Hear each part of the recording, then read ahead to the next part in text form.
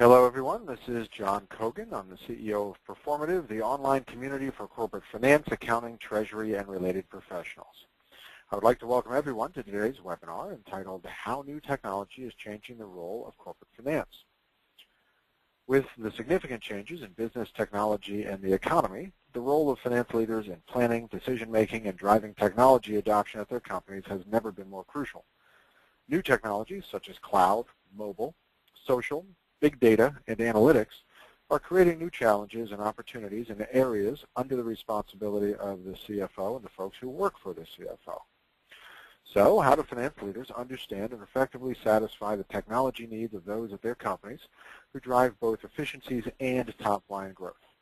What are the implications of these technologies for companies today, and how is the CFO's role evolving to address them? We will touch on these and more items in today's webinar, which we welcome you to. A few notes before we get going today. First, a quick welcome to Proformative. To those of you who are new to Proformative, we are the largest and fastest growing online community of corporate finance, accounting, treasury, and related professionals. Everything from external and internal audits to CFOs, controllers, treasurers, etc. Come online to our site, exchange information, ask questions, answer questions. It's a wonderful, uniquely valuable online peer network. It's all completely free, ad-free, noise-free, no selling or self-promotion. It's just a wonderful resource for those in these functional areas. Please do check it out at www.proformative.com if you haven't checked it out before. A few notes on today's event. A link to today's presentation and a link to the video of this webinar, which we are recording, will be sent out to all attendees within 24 hours of the event and will be posted at proformative.com/resources. In fact, the presentation is already available at proformative.com/resources. So if you would like to download it, follow along, print it out, take notes, etc., you can go out there, grab it. Of course, like everything on Proformative, it's free. And it's out there right now for you. To those who would like CPE credits, hopefully you pre-registered for this event for CPE credits. If you did not, you can send an email to Chris Brower, and you can see her email right there. So we are offering CPE credits for this educational event today, and in order to get those, you need to be A, registered, and B, you need to answer the 3 polling questions that we will be asking. So there will be 3 polling questions sort of interspersed throughout today's webinar. They're statistical in nature, as it happens, not a quiz or a test, and therefore, even if you're not here for CPE credit, we'd love to get your answers so we could take a look statistically at the makeup of the folks who are on today's webinar. Please ask questions during today's webinar. We have an absolute expert in the area of finance, accounting, and related technologies and their adoption at companies. Of course, that's what today's event is about. And the last 10 minutes or so of this event will be dedicated to answering your questions. So if you take a quick glance at your GoToWebinar control panel, you will see that you can ask a question at any point in time via the little questions area there, and we encourage you to do so. Finally, after today's webinar, you will be asked to take a short survey regarding the webinar. We would appreciate your taking just 60 seconds to take that. It's quick, it's easy. Also, if you would like to be connected with today's speaker, who I'll be introducing in just a moment, you can do, we will actually be happy to connect you with the speaker. It's just a click of a mouse. So in that survey, you can say, click, connect me to Bruce Bendix, who happens to be the speaker, and we'll be happy to do that shortly after the webinar. So that's it for the event notes. Learning objectives. We really want to talk today about what are some of the new technologies out there that the Office of the CFO is finding useful, how are some companies using these, and hopefully what you'll be able to take away is an appreciation for what's out there and how you might be able to apply some of these new technologies at your company. It's actually a really brave new world out there right now. There's just an immense number of new applications being developed for the Office of the CFO. So that's finance, accounting, treasury, and a whole host of other technology areas which we could take advantage of if we knew about them and understood how to leverage them. So this is something we're looking forward to hearing more about today. And the person who's going to help us learn more about this today is Bruce Bendix. Bruce is a director at Baker Tilly Virchow Krause, LLP, and he's a director in the Growth Strategies Consulting Group of Baker Tilly. Bruce has 20 years of consulting experience working with small, medium, and large clients across a wide range of industries. Bruce's expertise is in assessing, creating, and implementing innovative strategies for sustainable, profitable growth at his client companies. Bruce, I welcome you to our event today. Thanks so much for joining us, and please do take it away. Great, John. Well, thank you. Thank you for the introduction, and thank you for you all joining me today on Election Day for this topic of owning technology as a finance leader. As John mentioned, we'll give you more opportunities to vote today, in that we'll have a couple polling questions, and it'll be interesting to get a sense of where you are based on those. So today, what I'd like to cover is a few things. First of all, I'd like to set the context for our discussion with our perspective on the characteristics of the successful enterprise of the future, which we call the dynamic enterprise. And then I'd like to provide our perspective on two big technology megatrends, which are really impacting all businesses. And then how those impact the role of the CFO. And those two big technology megatrends are cloud, social, and mobile, and then analytics and big data. And then finally, I'd like to talk about how all this impacts the role of finance leadership. So if we, sorry, we went ahead one slide too many. So if we look at the four forces impacting organizations, we see just a lot of change. And let me start on the upper left-hand side, which is the macroeconomic forces. Since the global economic crisis, we see the economic landscape being permanently altered. Many economists do not see, robust economic growth coming for some time. Yes, there's some thoughts that after the election we might get some bump. But if you think about the fundamentals, the Federal Reserve has run out of options. In the U.S., we are facing a fiscal cliff at the end of 2012. We're also more connected to the worldwide economy. So the economic issues of Europe and the slowdown in China impacts us.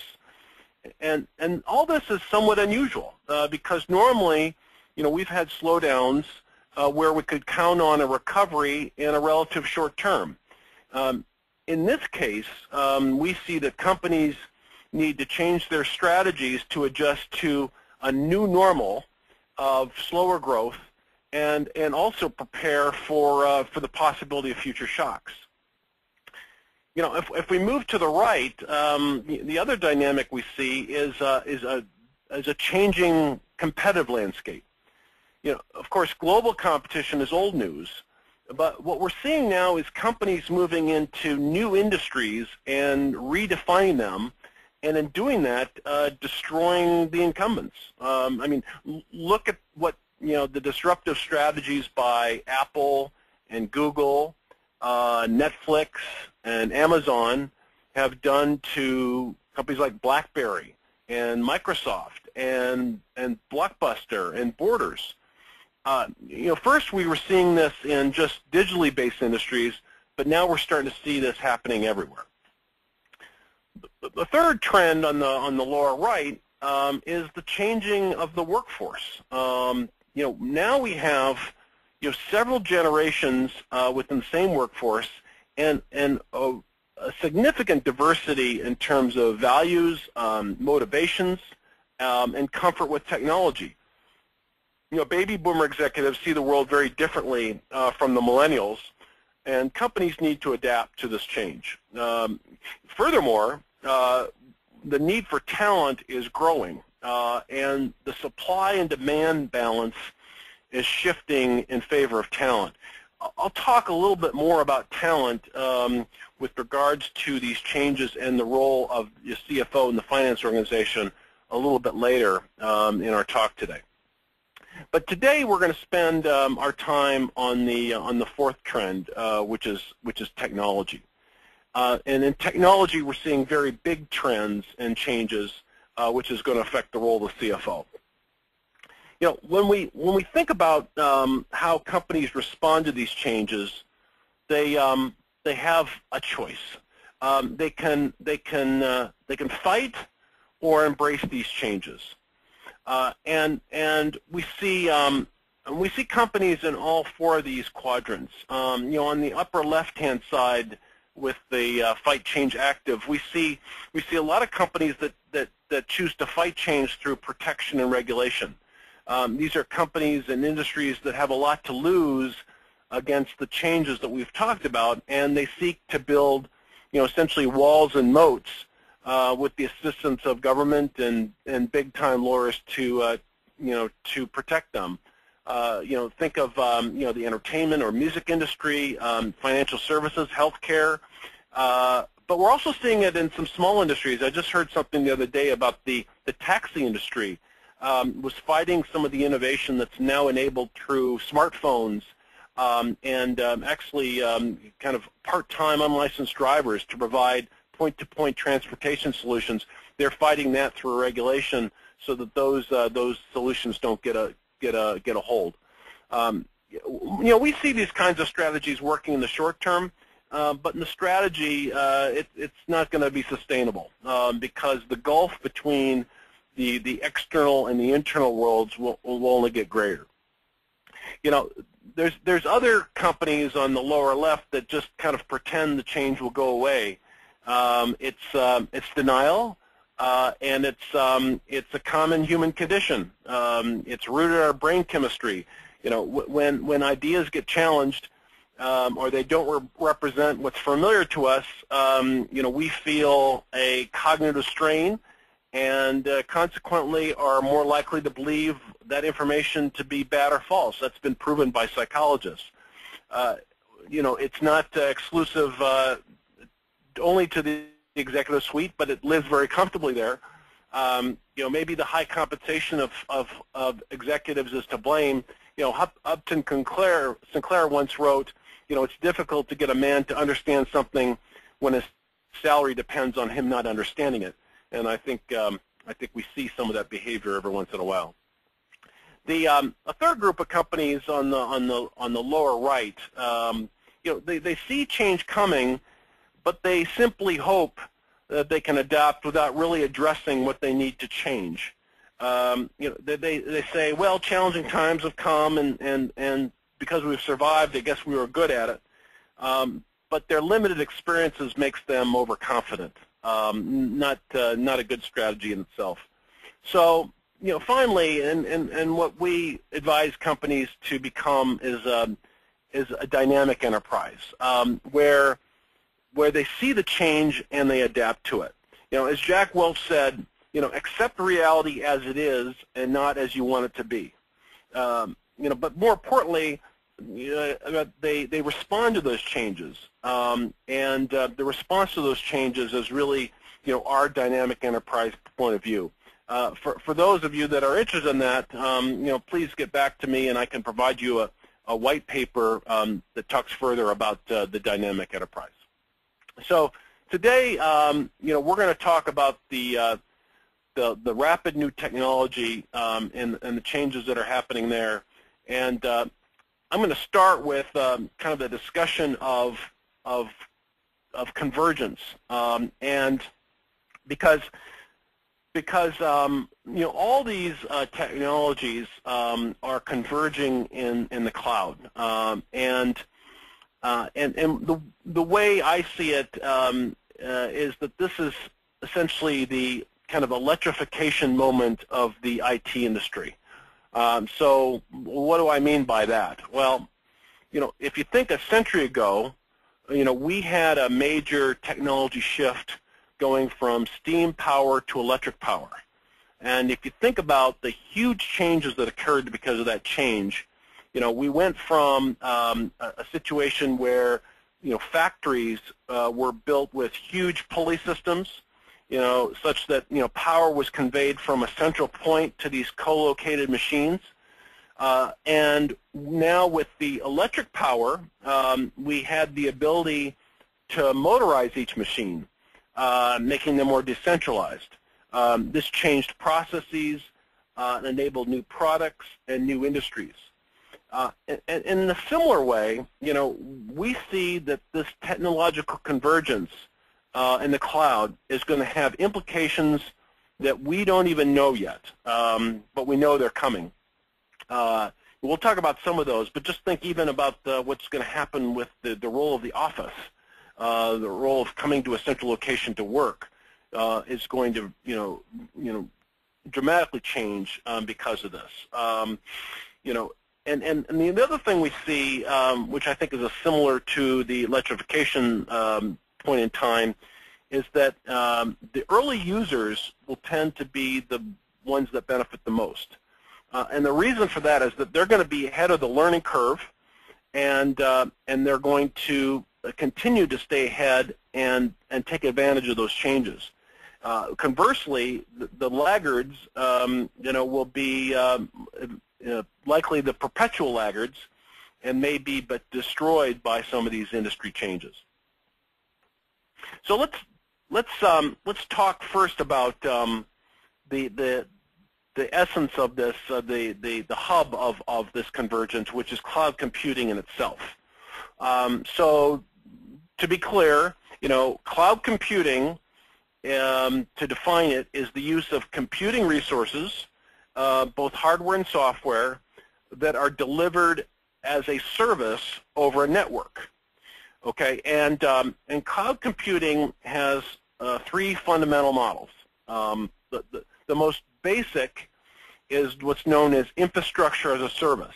Sometimes as you see it as IaaS. Okay, so what this does is it provides raw computing power, either physically or virtually, and the company provides its own operating system and application software, but the physical hardware is located virtually.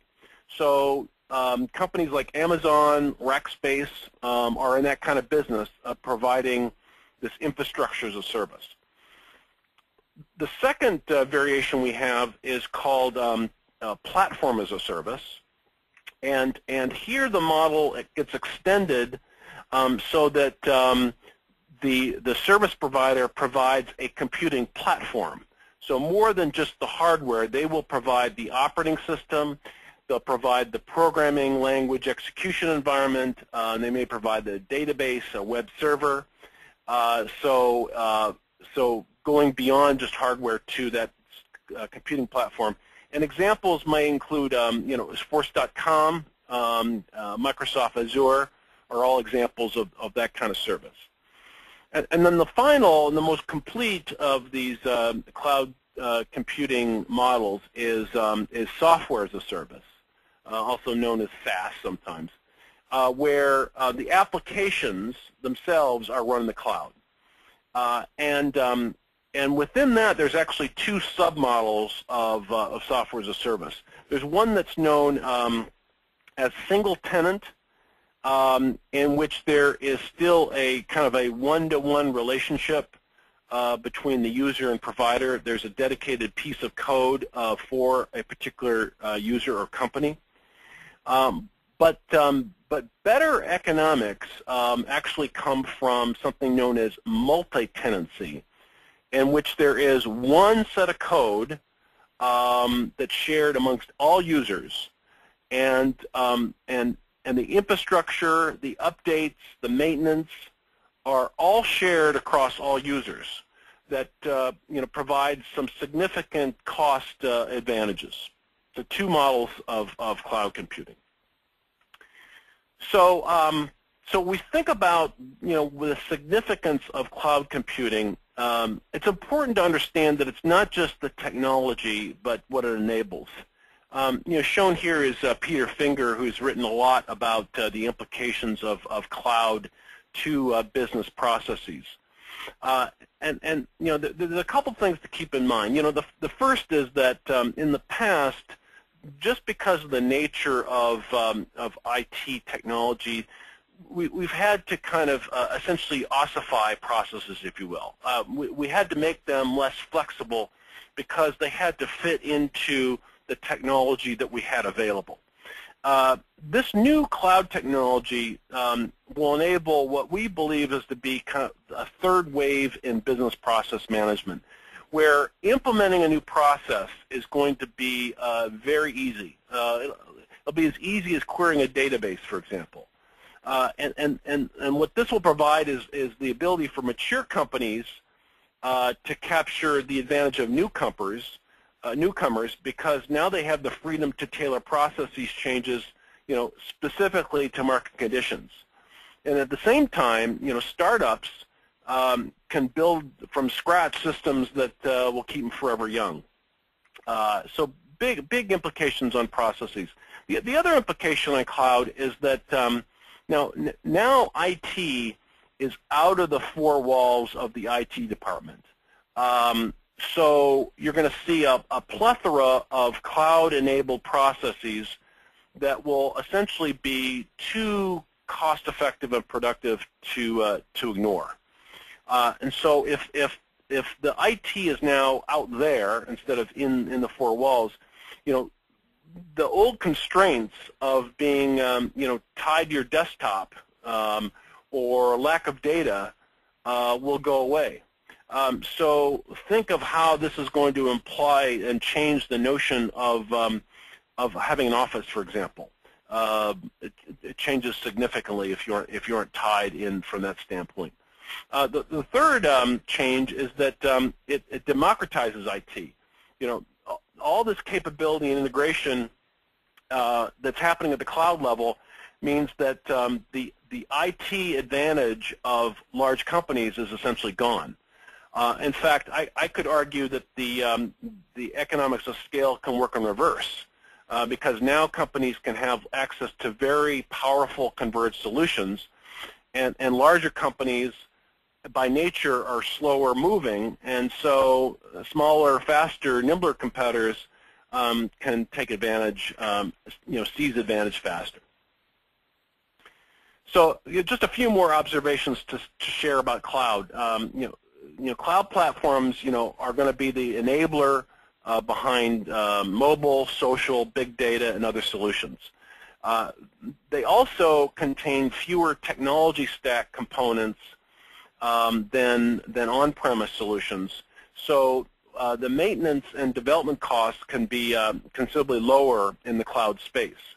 And so what that means is that your development resources, instead of focusing on maintenance, can focus on a new functionality and innovation for users and for your customers. The other implication is that more and more external third-party data is going to be served up in cloud ecosystems, so that businesses that want access to this information are going to need cloud integration and possibly cloud applications to take advantage of that. So we've realized that the real value of cloud computing isn't just in lowering technology costs, although there is that is some of the benefit, but the real advantage is now in building new business models and innovation capabilities that can propel finance into a new role. So with that, I'm going to we're going to do a polling question. I'll turn that over to John. Great. Thank you, Bruce. Appreciate that. So at this point, we're going to go ahead and launch the first of 3 polls. Once again, this is for the CPE credit folks, but even if you're not here for CPE credit, we'd appreciate your taking the 10 seconds or so to take this quick poll. And at the end of today's event, when we get into the Q&A section, what we'll do is we'll show folks the results so you can see how your peers are voting on this and see what everyone else's company is doing here. I'll go ahead and leave this open for another 10 seconds or so while folks get their votes in. And yes, Bruce, thanks for bringing us full circle with the voting here today. All right, we're going to leave this open for another couple of seconds. And I'm going to close it right now, and we will go ahead and get back to Bruce's next slide. Bruce, go ahead and grab it and keep on going. Great. Okay. So the next thing I want to talk about from a technology standpoint is this first trifecta of mobile and social. And the first thing we have to note is just the proliferation of these mobile devices, mobile applications, and platforms. You can see it's exponential, and it's exponential in all three of those dimensions. So what are the implications to you of this proliferation? Well, the first thing is that, you know, mobile devices are now the IT platform. You know, we went from mainframes to minis to PCs and now to mobile devices. In fact, I recently saw, you know, tablets are now fast approaching the size of PCs. I mean, it's huge. But interestingly enough, these devices, unlike the others, are largely consumer devices. They start out as consumer devices. So you have this notion of the consumerization of IT. So the implications to you is you don't own the technology platform anymore. You know, your customers and your employees do. It's now, you know, bring your own technology to work day. In fact, in a recent IDC Unisys study, you know, 95% of 2,800 information workers say they have at least one self-purchased device they use at work. So the other implication is that, you know, employees expect their company IT systems to work as well as their consumer-based systems. And if they don't get what they don't like from, you know, their IT, they're going to go around it. It's just the way it is. So that's one implication. The other implication is that your security threats are really different now. You know, it's almost like global security threats have changed from the old Cold War to the war on terror. You know, we may feel secure in that we've protected ourselves from, you know, huge blowups, but we're still vulnerable to target attacks. For those that are aware of spear phishing, you know, it's the ability to access, you know, identified individuals, you know, masquerading as a trusted source. And because it's targeted, it can be a lot harder to detect, but it can be very destructive. Third implication is the valuable data now is on the outside. It's not in your ERP systems. So retailers have real-time buying data from manufacturers. You know, electric medical records, for example, are capturing patient data. Embedded sensors are monitoring driving behaviors for insurance companies. You know, the list goes on and on. So it's not only that, but the valuable data, you know, isn't necessarily in the way you want it. It's not in the same structured way in which your ERP systems are used to dealing with it. So we'll talk a little bit about the implications there. You know, there's overall, you know, higher expectations for technology use. You know, people are evaluating the effectiveness of IT technology against, you know, the higher, you know, competitive ecosystem of winner take all in the consumer realm. So that is, and these trends are only going to continue and magnify, we believe. So the next mega trend I want to talk about is big data, analytics, in-memory, and geospatial data. You know, the first thing that we have to recognize is that we're seeing a data tsunami, all right? And this data tsunami, you know, is clobbering everybody. And how do we deal with all this data? You know, there's one of the fun facts here is that you know, there's more data that crosses the internet every second now than was stored in the entire internet 20 years ago.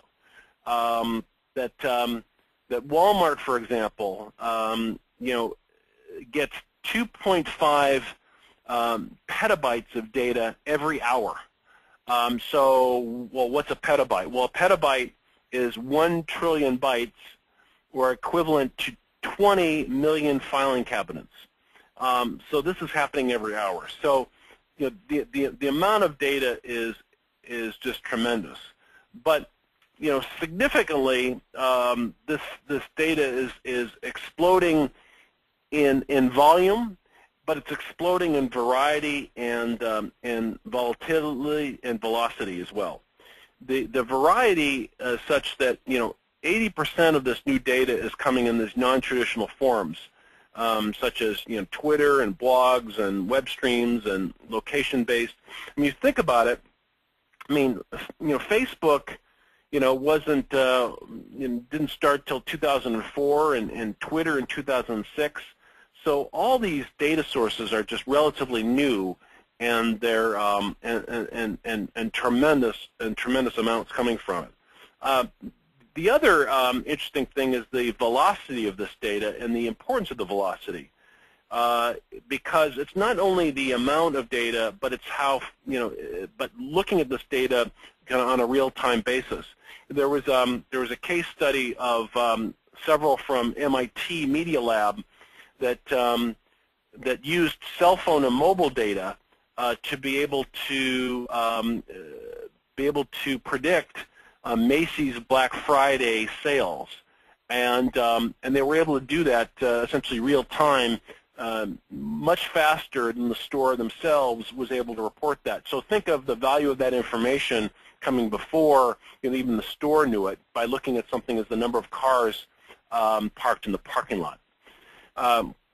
And so finance is going to only have to kind of keep up with all this change in variety and velocity and volume.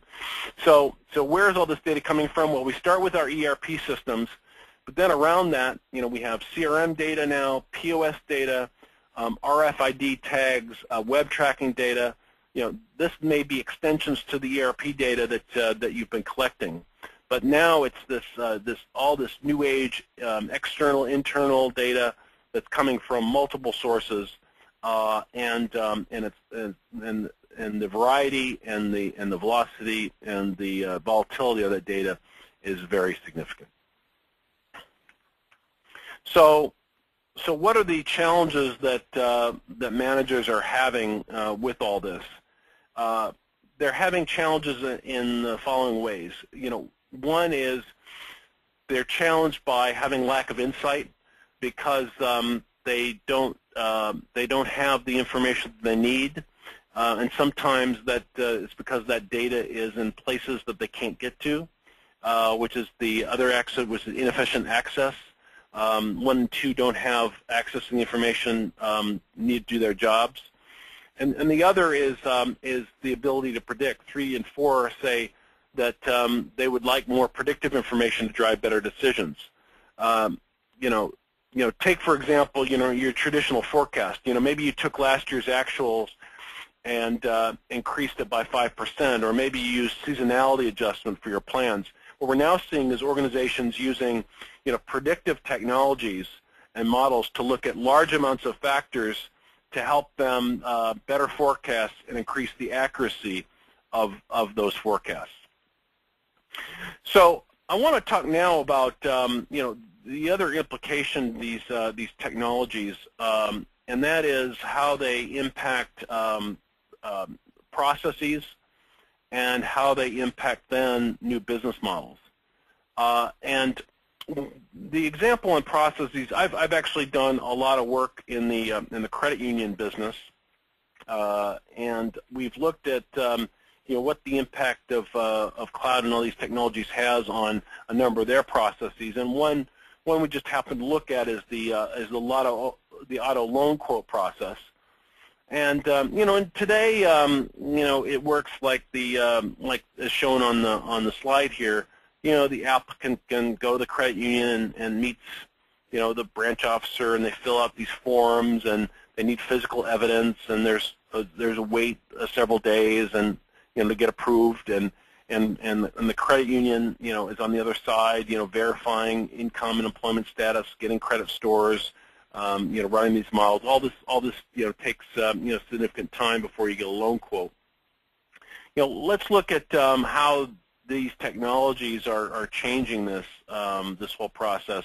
Let's start from the applicant standpoint. Well, the applicant now, may ask, friends and family for advice on Facebook and Twitter on, where to go for, maybe get a loan.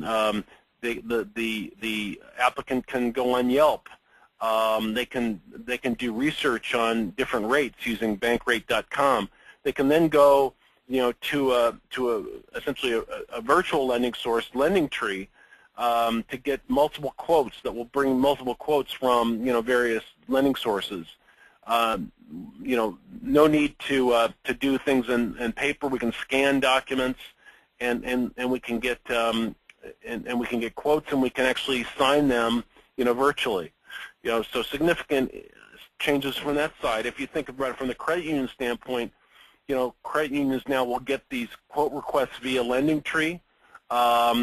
They can use big data to do quickly run analytical models.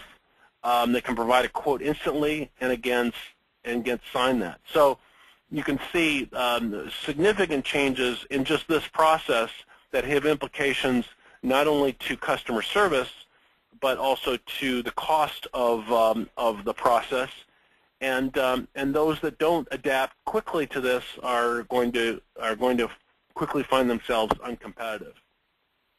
And now so that's the change in process. Let's look at what's changing from a business model standpoint.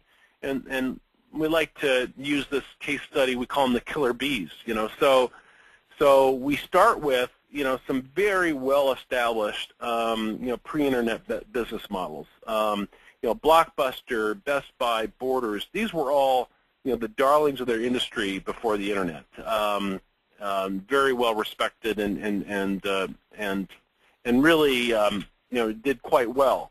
But lo and behold, then the internet came, and we saw a disruption from all sorts of models like Netflix, from a movie standpoint, iTunes from music, Redbox and Amazon disrupting Borders and Best Buy, eBay. So a lot of change and a lot of disruption occurring just because of the internet. Now with cloud, we're seeing even more disruption, and even disrupting some of those pre-cloud models, where we have Netflix on demand, Apple TV, the Kindle Fire, just this next generation of new business models that's being spawned by these technologies.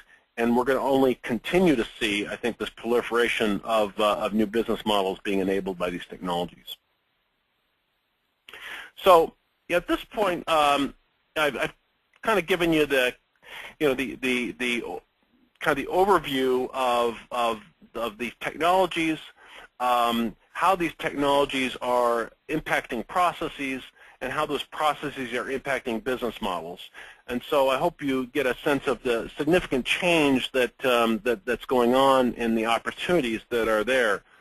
What I'd like to do now is kind of translate that into what does all this mean for you in finance leadership, and I'd like to talk about that in four ways. One is your role as a resource manager, of applying resources where they need to be to drive business results. Your role as an external enabler to bring outside solutions to your companies. Your unique role as being a business value creator, and how you uniquely can bring IT and business together to increase value. And finally, your role as a talent manager. So if we start with the resource manager, what we see is that in this new era of dynamic business, the traditional budgeting process is really insufficient. If you think about traditional budgeting, it takes an inordinate amount of time. It's backward-looking. It encourages gaming of the system, and in a sense, it really prevents managers from seizing opportunities to create value.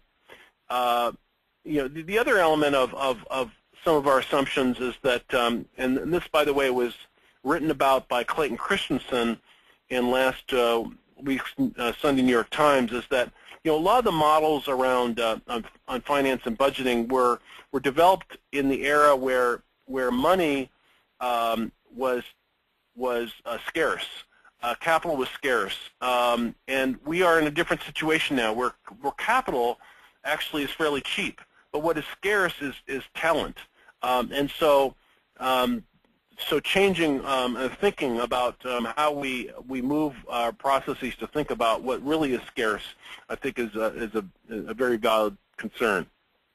The other thing about this process of budgeting is that it's kind of inherently undynamic. It casts a set of assumptions based on the past without flexibility for the new environment. What we see now in companies is a new way of going about this, and what they're doing is they're using more of a real-time resource allocation process, leveraging a larger set of data, including non-financial data. There's an example, LK Manufacturing. If you're aware of them, they make kitchen bathroom fixtures in the Midwest. They use continuous forecasting as part of an integrated management tool, aided by activity-based costing to go into some detail with each line of the P&L. One example is that they looked at analytics and they studied the relationship between an expensive finishing process and sales, and because there was an assumption that they had to do this expensive finishing process to sell, what they found is that there was very little correlation. And so using this kind of these analytic tools, they were able to save millions of dollars in this process with little impact on sales. So example of how kind of the real-time, using more data analytics, we can make much more prudent resource allocation decisions. The other role for finance is around being an external enabler, and essentially here there's too much value happening outside your organization not to take advantage of it, and then there's a couple of examples here that I think are fairly interesting. One from an airline perspective. As you might guess, accurate data on flight arrival times is pretty critical for an airline. If a plane lands before the crew, if a plane lands early, the crew and the passengers are trapped, and I'm sure you've all had the experience of being on an airplane waiting for a gate, and it's not particularly pleasant. And so if the converse happens, planes are sticking, are crews sticking around, and that's expensive. So what they found is the airlines found that in the past they were using pilots to make that estimation, and that in itself was causing large variations. So what they did is they used a third party, a group called Passeur Aerospace, and what they're doing with their called Right ETA program is that they are, for the industry, using weather data, flight schedule data, passive radar, now have like 155 installations, and they're using data analytics to make much more accurate real-time estimates of flight arrival times, and making some significant differences in terms of costs of crew that's standing around, as well as customer satisfaction. Another example is in Sears. Sears, as you may know, has a number of different brands. They have Craftsman, they have Lands' End. They wanted to develop some personalized promotions, bringing the data from these various brands together. Well, it used to take them 8 weeks to do that because a lot of this data was fragmented in these different organizational silos. What they've done now is they've set up something called an head-up cluster, which basically stores information in instead of from a data warehouse, it stores it in this cluster, which they are able to analyze directly, and they can actually analyze several petabytes of information through of this collective data much faster, and have brought significant improvements to their promotional effectiveness. They used to work with a company called Cloudera to make that happen, but now they're doing more and more of that in-house. So external enablement is, I think, a great opportunity. The other opportunity is being a business value creator, because I think the finance role is unique in its ability to be able to take technology and see the business opportunity to create business value. You have the relationships with IT and the business, and you understand the strategy and the business agenda. One example we've seen recently is that there's a manufacturer of picture frames up in Wisconsin, and what they found, their IT group found that they were able to take POS data from Walmart and analyze it in such a way that they could understand, kind of predict forecast better than Walmart was able to do for them. And so they actually got better about that capability, actually developed a tool, and they're actually thinking about taking this application and going out to others and selling it as a category management tool. Now, whether that makes good business sense or not, I don't, that needs to be determined. But here's a way in which the finance role is helping to think about how some of this technology capability they have and the business opportunity could perhaps provide a new business, a new innovative business for them. One of the questions we get is, well, as you're creating value, how do you start, and what's the roadmap? And the way we see this is, companies should start with, building the core cloud capabilities. Using some of the infrastructure platforms, software as a service, to be able to take advantage of that lower cost of ownership and higher speed. And then as they do that, they can move up to more value creation by using analytics to get smarter about their about perhaps some of their marketing. They can use it to also get more efficient in terms of their processes. And then as they get better at that, they can actually use this to really rewrite the competition, to do what the last example did about maybe thinking about getting into new businesses, and really take full advantage of some of these technology capabilities. And we have a paper on this that if you're interested, we'd be happy to send you. The final thing I want to talk about is talent. And as we see the changes that are happening here, you have to ask yourself, what kind of talent do you need to take advantage of them? Typically, professionals in finance that have been associated with that are good at financial close and reporting and budgeting, but it may not be well suited for for example, multidimensional analysis.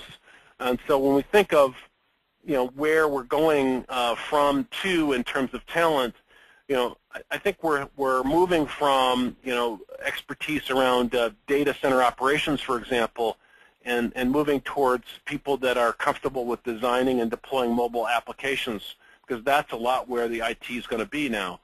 That we're moving from third-generation programming languages to being able to deal, platform as a service apps, or maybe Hive for programming those kind of head-up projects around big data. As we talked about, IT is not about as much maintenance anymore. It's going to be more about development. It's going to be about creating something new, because the maintenance will be less important as more of that moves to the cloud. And similarly, we're moving from cost efficiency, where it was managing the IT budgets, to revenue enhancement. The budgets of IT are not as important in terms of a driver of business value as the revenue enhancement you can get from using IT in a much more innovative way. And finally, moving from looking at the past and cost accounting to the new role of data scientist. This notion of a data scientist is getting a lot of traction. They're kind of called the. I think HBR had something this year which said it was the sexiest job in the 21st century. These are the people that have the training and curiosity to make discoveries in the world of big data. And actually, there's not a lot of good university programs that train these people now. So you have to kind of find that person that's kind of a data hacker or analyst, communicator, trusted advisor, all in one. But they are becoming more valuable, and so the question is, as we move to this, how do you find those kinds of people in the future? So I've covered a lot of ground. We're getting near the end of our time, and I want to allow time for questions. I'm gonna leave you with one of my favorite Einstein quotes that doesn't necessarily make me friends among my accountant friends, but I think it's relevant here. Everything that could be counted does not necessarily count. Everything that counts cannot necessarily be counted.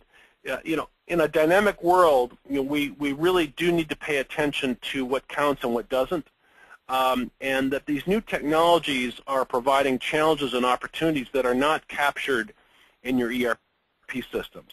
So, big data, does have the opportunity to figure out what really counts or matters in your business, and so the focus of your organization, needs to be on dynamically assessing the right information to make the decisions that will drive your business results, and nothing else really counts.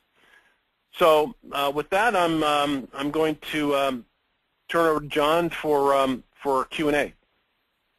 Great, thank you so much, Bruce. Appreciate that. A lot of stuff to cover there, and we have a couple things to cover here on our end too. So we're going to work very quickly through these two final polling questions, which I'm putting up right now, and let's get those out of the way real quickly, see if we have time for a question or two, and then get out of here on time. So next polling question is out. We'll leave it out for about 30 seconds, so please, if you would, quickly answer that question. I'd like to remind folks that we will have a survey after the event. It's about 60 seconds worth of your time. We greatly appreciate the feedback. And also, if you'd like to connect with Bruce, Bruce mentioned a number of white papers and other educational materials that he has and that Baker Tilly have put together, which would help people who want to look further into today's topic. You can request to be connected with Bruce during that survey. It's just a click of a mouse, and we're happy to help make that connection. I'm going to go ahead and close out that poll. We're going to go ahead now and pop on the third and final polling question. And here it comes. Also, a quick reminder that if you have any questions about CPE credit, and we'll show her email a little later, but you can always email Chris Brauer, B-R-A-U-E-R, so it's cbrower@proformative.com, and she'll be very happy to help you out on that front. I will leave this poll out for another 10 seconds, and then we'll go ahead and take a quick look at the poll results and then get into a quick question or two. Actually, I think we'll look at the poll results but not even discuss them so that we have time for a question or two, since we're a little tight here at the end of today's webinar. I'm going to go ahead and close down this final poll. I'm going to show these real quick since I promised to do that. Let's go ahead and take a look at what folks had to say so you can see where your peers are. What organization owns finance technology at your company? This actually is really interesting. It's almost a perfect 1/3 split across accounting, finance, and IT. I would have expected more of a finance ownership. Bruce, I'm kind of surprised by this. What's your take on these results? Yeah, well, it's IT. If it works in the finance organization, sometimes that can be part of the reason that IT owns it. Depending if IT can, CIOs oftentimes report to the CFOs. Yeah, that is interesting. I wonder what the other is. Marketing. Okay, never let marketing own IT. Well, actually, marketing is getting more and more of the IT budgets. That's true. I mean, that is true. CRM and all of these advanced email tools out there. Next one, is your company moving towards or away from finance accounting owning corporate technology? And clearly here there's a bias towards. And also there's a fair chunk for no change from a few years ago, which is interesting given all the changes in technology these days. And I'm going to go ahead and hop right into the third and final, and then we'll get into a couple quick questions here. Okay, the collaboration between finance, IT, and operations in managing and leveraging my company's data is acceptable but needs improvement. I would say that's not too much of a surprise. Bruce, are you seeing these organizations trying to bridge the gap these days? What are they doing? I mean, how are obviously the role of IT is changing tremendously with all of this hardware moving out of the enterprise and into the cloud and all these new apps which are kind of self-serve. How are you seeing organizations deal with that change? Yeah, and it's a big change, and this is where we're seeing this collaboration, not only with finance, IT, and operations, but also with marketing, and because big data the value comes from bringing data from various divergent parts of the organization. Having that collaboration is becoming much more important. That's where you're going to get some of the big data ahas. Mm-hmm. Okay, we have time just for a quick question or two here, so we're going to work this as quick as we can. Question number one, how in the world do finance, accounting, and related professionals stay up with what's going on? It seems like there's too much to even stay in touch with. And by the way, we're all working 60, 70 hours a week. How do we do that? Well, it's a challenge for many organizations just because of the rate of change. I think certainly you've taken the right step by keeping informed through Proformative and webinars. I guess I would continue to, just because, the external enabler point was about, a lot of expertise is outside your organization, so take advantage of that. And I think executives need to be much more cosmopolitan and look outside the organizations more than they have before. Aha. Excellent use of the word cosmopolitan. Okay. And let's see. Are data in the cloud really auditable?